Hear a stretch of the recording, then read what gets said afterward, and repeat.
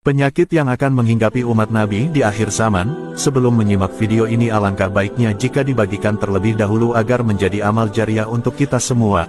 Ada 6 penyakit yang akan menimpa umat Nabi Muhammad SAW dan menjadi pertanda dekatnya waktu itu dengan hari kiamat.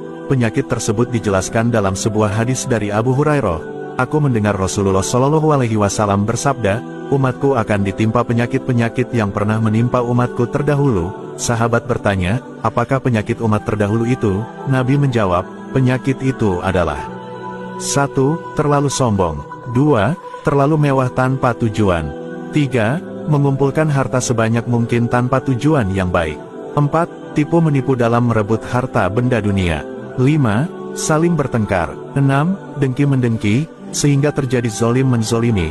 Mudah-mudahan kita semua terhindar dari penyakit-penyakit tersebut. Inilah 7 azab bagi anak yang durhaka kepada orang tuanya. Berbakti kepada orang tua adalah kewajiban suci dalam Islam. Allah Subhanahu wa Ta'ala menegaskan dalam surah Al-Isra ayat 23 bahwa selain hanya menyembahnya, manusia juga diperintahkan untuk berbuat baik kepada kedua orang tua. Bahkan berkata, saja dilarang, apalagi bersikap kasar. Meski hubungan orang tua dan anak tak selalu mulus, keduanya harus saling menjaga hati. Orang tua hendaknya menasihati dengan bijak, tanpa emosi, dan anak pun wajib menghormati, meski orang tua bersalah. Anak yang durhaka bukan hanya menyakiti hati orang tuanya, tapi juga menjerumuskan dirinya pada azab yang berat. Dalam Islam terdapat 7 azab bagi anak yang durhaka. 1. Salatnya tidak diterima. Rasulullah SAW bersabda bahwa Allah tidak akan menerima salat anak yang dibenci kedua orang tuanya yang tidak zalim. 2. Amal ibadahnya terhapus. Amal anak durhaka tak bernilai di sisi Allah. Rasulullah menyebutkan 3 hal yang menghapus seluruh amal. Syirik, durhaka kepada orang tua, dan mempermainkan ulama. 3. Dibenci oleh Allah Subhanahu wa Ta'ala. Ridha Allah tergantung pada ridha orang tua. Maka murka orang tua berarti murka Allah.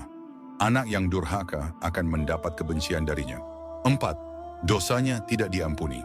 Anak durhaka tidak mendapatkan ampunan dari Allah, sebagaimana sabda Nabi SAW, bahwa kepada mereka akan dikatakan, berbuatlah sesukamu, aku tidak akan mengampunimu. 5. Diharamkan mencium bau surga. Rasulullah bersabda bahwa aroma surga tercium dari jarak 1000 tahun, tetapi anak yang durhaka tak akan mencium baunya. Ini adalah azab yang sangat mengerikan. 6. Bukan termasuk umat Rasulullah SAW. Anak yang durhaka tidak dianggap sebagai bagian dari umat Nabi Muhammad SAW. Sebab ajaran beliau adalah menjunjung tinggi adab kepada orang tua. 7. Termasuk golongan yang merugi. Nabi SAW bersabda, celaka dan hina orang yang menjumpai orang tuanya dalam keadaan tua, namun tidak masuk surga karena tidak berbakti. Maka siapapun kita, selama orang tua masih hidup, jangan sia-siakan kesempatan berbakti. Jika mereka telah tiada, teruskan kebaikan dengan doa dan amal. Durhaka pada orang tua bukan hanya dosa besar, tapi juga pintu kehancuran hidup di dunia dan akhirat. Follow atau subscribe sekarang juga, semoga Allah memudahkan jalanmu menuju surga.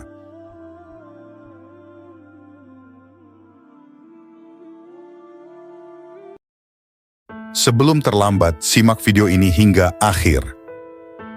Jangan-jangan Anda termasuk golongan umat yang disebutkan dalam video ini. Jika Anda termasuk di dalam golongan yang disebutkan, bersyukurlah dan amini di kolom komentar. Jangan lupa, bagikan juga ke 1 orang saja, agar dicatat sebagai amal jariah Anda. Amin. Lanjutkan menyimak ya. Inilah golongan manusia yang masuk surga tanpa hisab. Di antara umat manusia, ada golongan yang istimewa, yang Allah Subhanahu wa Ta'ala janjikan akan masuk surga tanpa hisab. Hisab adalah perhitungan amal yang dilakukan pada hari kiamat, di mana setiap manusia akan dimintai pertanggungjawaban atas segala perbuatannya di dunia. Namun, ada kelompok-kelompok tertentu yang, karena keutamaan amal dan ketaatan mereka, akan dimasukkan ke dalam surga tanpa melalui proses hisab ini. Lalu siapa saja mereka? 1. Mereka dengan tulus dan ikhlas memaafkan siapapun yang menyakitinya. 2. Mereka yang beristighfar atas dosa-dosanya. 3. Mereka yang bersabar dalam menghadapi semua bentuk ujian dan cobaan dari Allah Subhanahu wa Ta'ala. Dan 4. Mereka yang bersyukur atas apapun bentuk nikmat dari Allah Subhanahu wa Ta'ala. Kesabaran, pengampunan, dan sikap syukur membawa mereka menuju surga tanpa hisab. Semoga Allah Subhanahu wa Ta'ala mentakdirkan kita sebagai penghuni surganya. Amin ya Allah ya Rabbal Alamin.